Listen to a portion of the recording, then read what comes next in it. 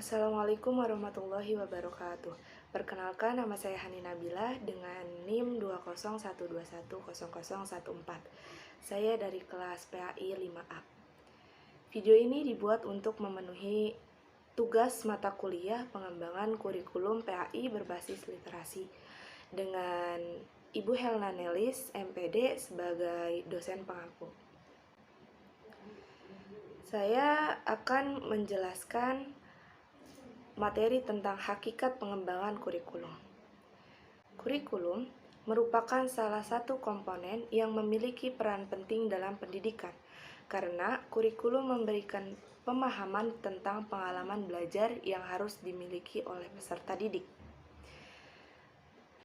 Hakikat pengembangan kurikulum terbagi menjadi 6 bagian. Yang pertama ada hakikat kurikulum development dan kurikulum improvement.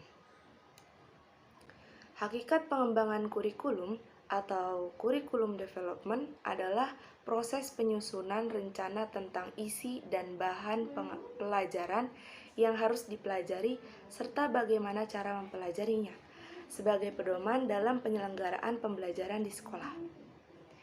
Menurut Seller dan Miller, pengembangan kurikulum adalah rangkaian kegiatan yang dilakukan secara terus-menerus. Seller memandang bahwa pengembangan kurikulum harus dimulai dari menentukan orientasi kurikulum, yakni kebijakan-kebijakan umum.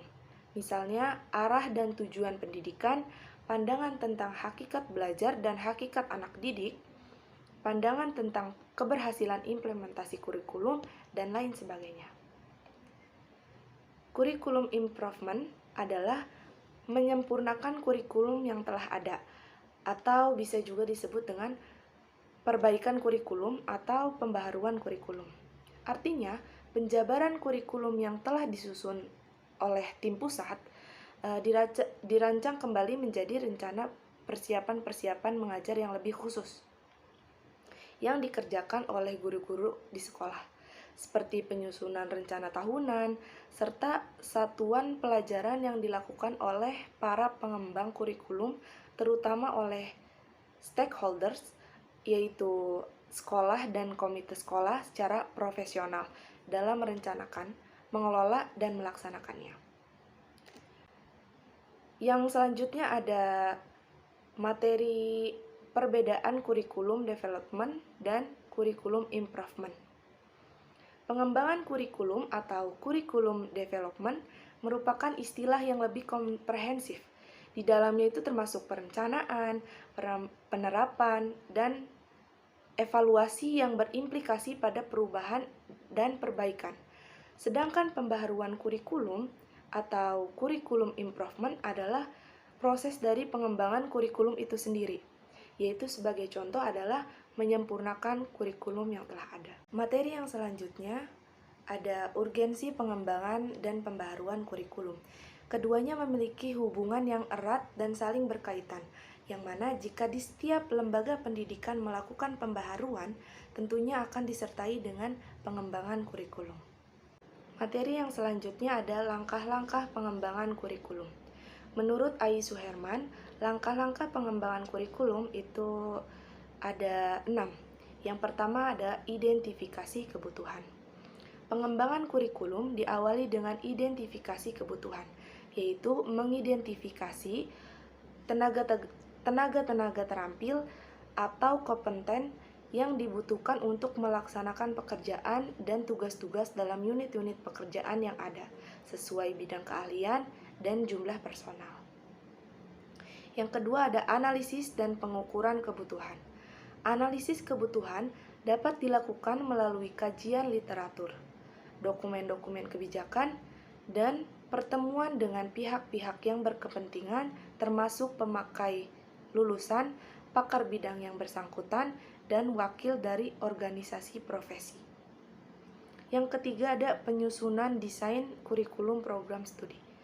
Penyusunan desain kurikulum merupakan rangkaian kegiatan dalam merumuskan tujuan, isi, atau bahan, proses atau metode, media, serta evaluasi hasil pendidikan. Yang keempat ada review dan validasi kurikulum.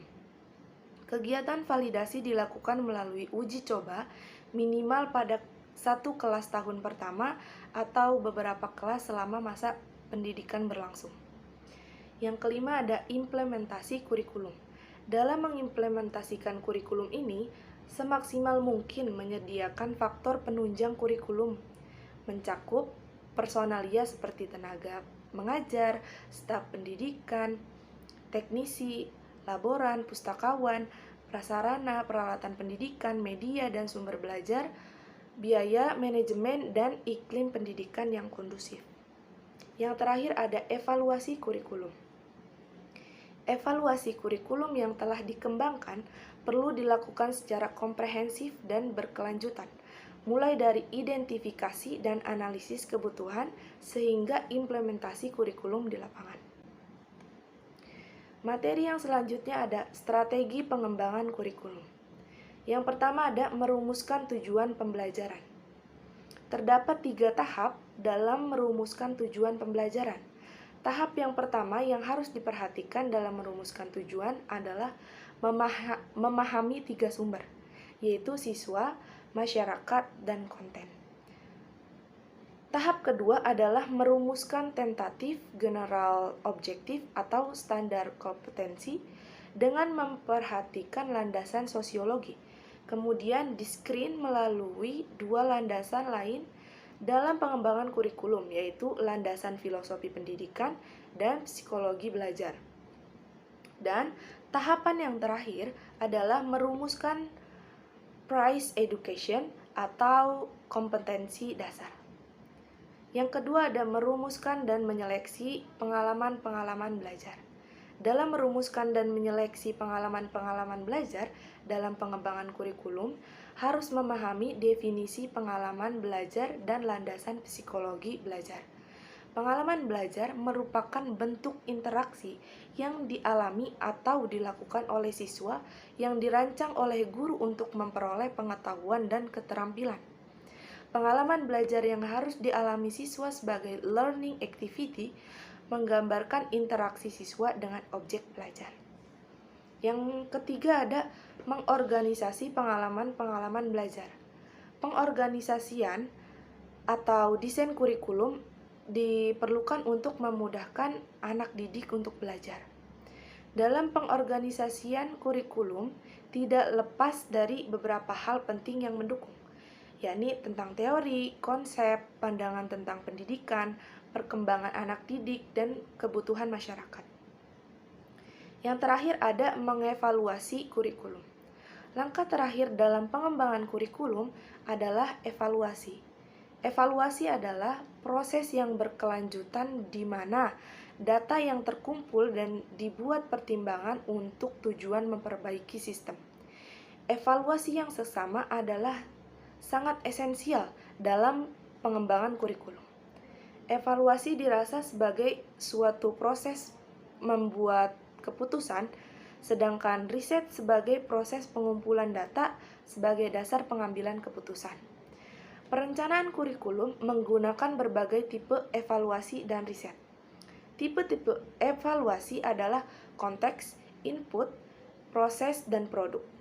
Sedangkan tipe-tipe riset adalah aksi, deskripsi, historical, dan eksperimental.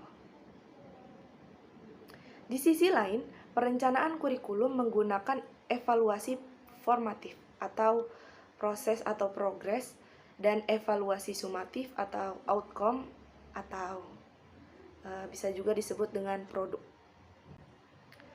Materi yang terakhir ada faktor yang mempengaruhi pengembangan kurikulum.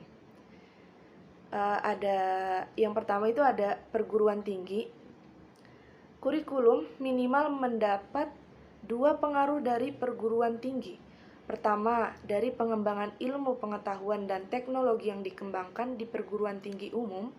Kedua, dari pengembangan ilmu pendidikan dan keguruan atau lembaga pendidikan tenaga kependidikan. Yang kedua ada masyarakat. Sebagai bagian dan agen dari masyarakat, sekolah sangat dipengaruhi oleh lingkungan masyarakat di mana sekolah tersebut berada. Isi kurikulum hendaknya mencerminkan kondisi dan dapat memenuhi tuntutan dan kebutuhan masyarakat homogen atau heterogen, masyarakat kota atau desa, petani, pedagang atau pegawai, dan sebagainya. Yang terakhir ada sistem nilai. Masalah utama yang dihadapi para pengembang kurikulum menghadapi nilai adalah bahwa dalam masyarakat ini nilai itu tidak hanya satu. Baiklah, cukup sekian materi yang dapat saya sampaikan. Kurang lebihnya saya mohon maaf. Wassalamualaikum warahmatullahi wabarakatuh.